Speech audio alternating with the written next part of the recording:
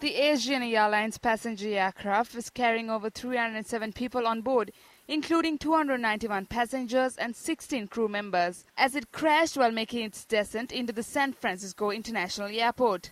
Reuters confirmed at least 2 people were killed and that 1 person remained unaccounted for. At 17:45 local time, both bodies appear to be females. Officials said in addition, 181 people were transported to local area hospitals, 49 of which had serious injuries. Inside the terminal, 123 uninjured people were counted.